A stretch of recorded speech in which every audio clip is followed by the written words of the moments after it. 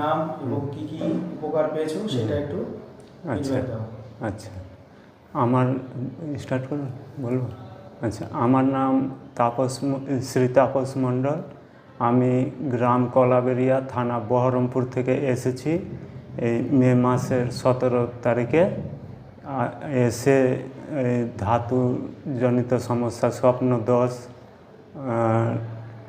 কি কি শরীরে এই যে অসুবিধা হতো? এই যে শরীরের ওয়েট কমে যাওয়া, একেবারে মানে ভীষণ পরিমাণে ওয়েট কমে যাওয়া, আর পেটে ব্যথা, আর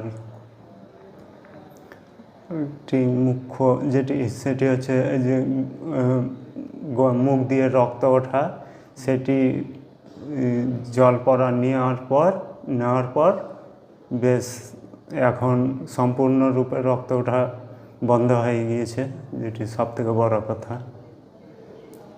আর কি কি সুস্থ হয়েছো?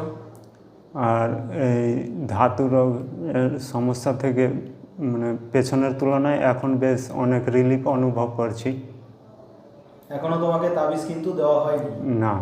তাবিজটা দেবো, আচ্ছা। তারপরে আবার পুরো যখন শরীর স্বাস্থ্য ভালো হয়ে যাবে হ্যাঁ তখন আর একটা ফিডব্যাক এসে দেবে। তুমি অনেক দূর থেকে অবশ্যই, আসো, তবুও একটু অবশ্যই। কষ্ট করে আসবে। হ্যাঁ আসবো।